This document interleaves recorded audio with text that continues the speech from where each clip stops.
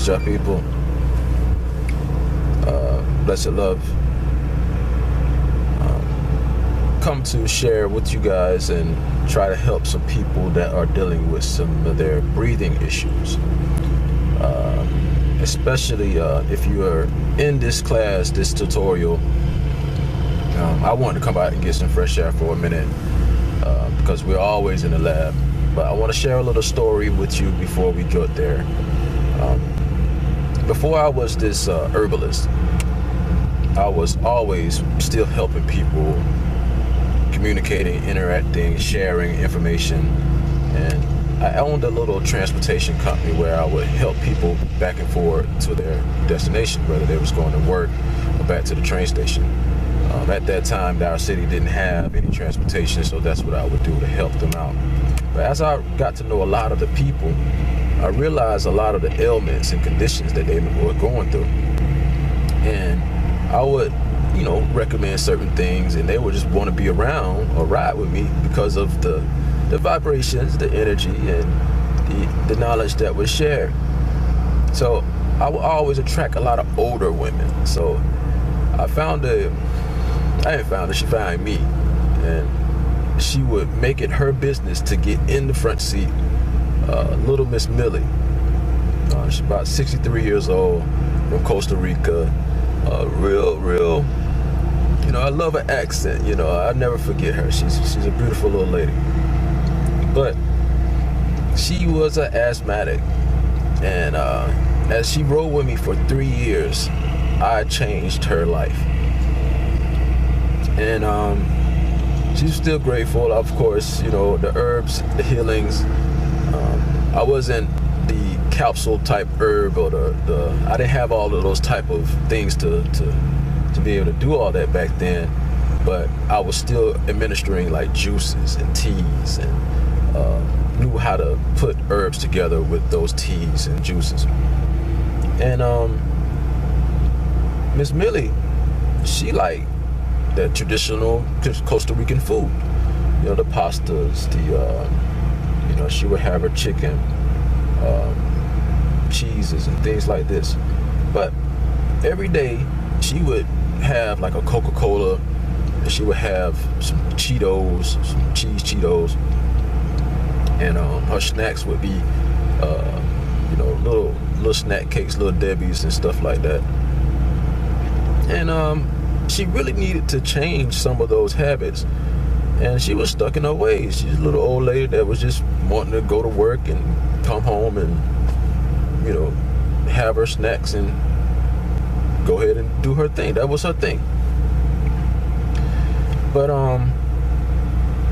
it was one morning, it was a cold morning, and she was wrapped all the way up. She was wheezing when she got in. She couldn't barely step into the van because she was wheezing really hard. I'm like, "You okay, Miss Millie? I didn't know you was you had lung problems, And she reached in her bag and got her inhaler, and then she was going through it. This was the first time that I really seen somebody have an episode like this, and it scared me because I was going to be the one to have to, try to help her find the emergency, like a police or whatever we need to call. I was going to have to be the one to call 911. I didn't really want her to go through this, so we got her under control with the inhaler. And from there forward, she went on to work, and this is just one of those episodes, and it's an emergency, y'all. It's a real emergency. And from that day forward, when I seen her the next morning, I said, "Here, Miss Millie, I made this juice for you." And I tell her what's in it. She said, "Oh, Ross, I don't drink that. I don't drink that, Ross." And I said, "Miss Millie, this is what's going on in here. This is going to help your lungs." He said, "This has ginger in it. It has parsley in it. It has lemons in it. It has mullein leaf in it, and we have some honey in there." I know a lot of people don't ascribe to honey, but I am going to do a tutorial and tell people about honey. So this was her juice. I gave her this in the morning time. I said, just sip on it throughout the day. Sip on it throughout the day and get your taste buds to like it. But I don't drink this, Ross. I don't drink this. And she finally got to take a couple of, sips of it, and she's got used to it. And it's crazy that, our taste buds are not used to something until we train it to get used to something. And she said, I don't think it's going to work. She didn't have any belief in it because of the fact that she's been dealing with this for 53 years. But later that day, I would give her a tea. When I pick her up from work, I would give her a tea. And that tea would be the chamomile, the green tea, the peppermint tea. I would put some honey in there still. And I think the honey is pretty much the trick. Matter of fact, I know that the honey is the trick. But I also put some thyme in there, the herb thyme, which helps calm down and decongest those airways in our lungs. So that was the problem. When a person with asthma, they have narrowed airways. They have thickened bronchioles. And it's only because of the mucus is hardened up right there, and it's causing it more and more. And whenever it secretes more mucus, it's going to cause it to clog. So it's dangerous. It's real, real dangerous. But Miss Millie, this little old lady, she was funny though. But within about a year of dealing with her asthma, because it took her a while to come along with it, she still wanted to eat her Cheetos, and I tell her those things are going to contribute. Those things are going to contribute to that condition. So you have to leave those things alone. Your pastas, eat a little bit more clean, and you won't have these lung problems. You can actually heal those bronchioles that's been hardening and thickening, and you can break up that mucus with that ginger every single day. And that's what we did for a year and a half. And before I stopped driving for my little transportation company, I had healed her lungs. She no longer needed an inhaler. She would sleep out throughout the night, even in the cold air, and she was fine. So if you want to heal your lungs, people, those are the ingredients. I know that works. And let's go into the lab so we can learn about the anatomy and the physiology of it. All right, y'all people. We are back at the lab. We just got through talking a little bit about asthma. I'm talking about little Miss Millie. I love her. Now we get a chance to go over the anatomy and the physiology. One of my favorite parts of the tutorial, because we really get to dig deep into what's going on inside of our body. Now in this case, we're talking about our lungs, and we know that that is our primary organ. It involves in the process of respiration. We know it as ventilation, exhalation, inhalation, or what we call breathing. Now inside of our lungs, we have these tiny little sacs called alveoli. They look like little grapes on the branches. And this is where we do our exchange for oxygen and carbon dioxide, and we expel it out of our lungs. Now, I like to go really, really deep so you can see what's going on inside the alveolus, and I like to start off with an example. So, say for instance, we are inside of our mother's womb. Now, as a fetus, we are inside of the amniotic sac, and we are there attached to our mother's feeding tube, and we are receiving all of the necessary nutrients that we need for our development. Now, you may say, as a mother, all he does is pretty much kick and eat all day. Well, that's not the only thing that he's doing. He's not even breathing through his lungs. Now, his lungs are not working at all. But the thing is, when he's born, he's going to be forced to use that oxygen to spring open those lungs. And this is where the expansion actually happens. This is where the diaphragm takes place and starts to expand the lungs and collapse the lungs and expand the lungs and then collapse the lungs. That very first breath that he sucks in, the alveoli exchange happens really, really fast. So I want to talk about how the heart is pumping this deoxygenated blood and is filling it up with this carbon dioxide. Now it takes it to the pulmonary arteries, and then it takes it to the pulmonary arterioles, which are smaller than the arteries, and then it takes it to the capillaries. Now I blew up these little grape-like structures, and I want you to see it bigger right here. Now here we have the blood vessels, the blood cells that are going around inside of the capillaries, if you can see clearly here. Now when we have this exchange, the oxygen comes in here, that's O2, and it diffuses into the capillaries. Inside of that pulmonary capillary, it takes that new oxygen and it takes it through the pulmonary venule. And then that venule takes it to the pulmonary vein and then to the heart, which is the left atrium, because the left part of the heart only handles our lungs. It's called our pulmonary circuit.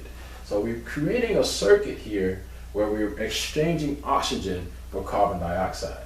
So as the heart is bringing the deoxygenated blood with carbon dioxide in it, it's taking it and diffusing simultaneously with the oxygen. So this is CO2, and it's coming out of the alveolus into the lungs. Now we got to expel this stuff out. So we're going to call this the pulmonary capillary. This is where the magic happens, young people. This is where the magic happens. Now, we know that this baby's fresh lungs, it needs to be able to have enough lubricant right there. So we got this lubricant called surfactant. And it really, on the inside of these alveolus, what causes these things not to stick together is this little WD-40 kind of lubricant called the surfactant that keeps those things moist and constricting and contracting. Now there is a fluid that surrounds the lung called the pleural fluid or the pleural cavity. And these things make them create the muscles, the smooth muscle cells contract and constrict as well. Now, we are breathing. This is how our lungs work. Now, if we ever tried to hold our breath for longer than 3 to 4 minutes, we would fill our lungs up with carbon dioxide, and we would surely die within about 3 to 4 minutes. That is the average time limit for holding your breath as a human. And also, if you happen to have to go to the hospital, one of the number one reasons for going to the hospital is shortness of breath, because the people think they're actually going to die that day. Now, as I explained this today, we're going to incorporate some of the diseases, more like the chronic obstructive pulmonary diseases, and we're going to associate those with this whole pathophysiology. So number one, what we're going to go through, we did a little bit of it with the Miss Millie and the asthma, so we'll still go over some of the small things with asthma, because we got to cure our babies. We have these, this is categorized as most of the COP or disorders. We're also going to go over bronchitis. Some of our children actually have bronchitis if they're overweight. Number three, we're going to go over emphysema. And that's dealing with some of the foreign substances that don't belong in our body, like the carcinogen of smoke. And we may go over a little bit about lung cancer. So as you associate with this with your daily life, if you know anybody that's going through any of these things, please help them out. You will actually know the pathophysiology of it and a little bit of the herbal treatment as well. So let's dig into this. All right, so let's start off with a small definition of what asthma actually is. we can say that asthma is a chronic recurring lung disease. Has a lot of wheezing and coughing because of the inflammation and the narrowing of airways, mainly in the bronchioles. So asthma is dangerous. Can you imagine the amount of anxiety a person would feel if he has this wheeze or this cough? Now that fear alone in the lungs can stimulate the brain to exasperate even more and purport an asthma attack. This is a very dreadful experience. So I want to take you guys through what happens inside of the lungs of an asthmatic. Now, as the oxygen goes down through the trachea, bifurcates into the bronchioles, finally gets to the bronchioles, this is where these layers that I'm going to enlarge here, and you will see in this bigger picture. So this area here I want to represent as the lumen. The lumen is the opening where the airways of the air actually travels through. Okay, so surrounding that lumen is these mucosal lining. The mucosal lining is there for our mucus. And it's supposed to be a little bit right there. The purpose of the mucus is to actually trap some of the foreign particles like pollen or dust and things like that. And underneath this layer, let me show you here, we have 3 layers here. Underneath this layer, we have the goblet cells. And this is how they're responsible for making the mucus. And it releases and secretes out of the mucosal lining. Underneath that layer is the lamina propria. This is where we have blood vessels. We also have, just in case one of these foreign particles comes through the mucosal lining, we have phagocytes in this area here. And we also have what they call mast cells. And mast cells secrete histamine. And we have another layer called the smooth muscle cells. I didn't write that down up here, but these are the smooth muscle cells. Okay, you can see next to this diagram that this area is maybe these blue lines here, these pink lines here, these green lines here, and these are the muscle lining that causes it to constrict and contract. Now, inside of the asthmatic, the lumen is already really thick. It's really narrow already. So inside of the lumen, for asthmatic, this lining is already thick on both sides. So it's causing the person to have a narrowed airway. They can't breathe as good. It's harder and harder to breathe. And that means it's going to have a longer time to get to the bloodstream. Now, this is not the only place that it starts at. Now, it's always narrow. That's because the lamina propria is always thickened, because it's continuously being fed and has to release more histamine. And those goblet cells continue to secrete more mucus. So this is what's clogging up the airways of an asthmatic. And if this continues and you hear that gasping for air, that wheezing for air, this is the gaps of little oxygen that's trying to flow through between those mucus-filled bronchioles. And this continues, this will basically cause a reduction of oxygen to the rest of your organs, like your heart, like your liver, your kidneys. It's going to reduce all of the oxygen getting to those areas. And that's what could lead to death. Now, the triggers that deal with this are the allergens, the dust particles, the smoke that an asthmatic may smell, the over-exercising that they may feel, and the cold weather. Now I said that the stimulation of the brain, you could have stress, just the thought of and that fear of having that wheeze and cough can exasperate and stimulate a asthma attack. Now I'm quite sure that you've seen those people who have inhalers or nebulizers, and they use those to combat the asthma attack, the asthma episode.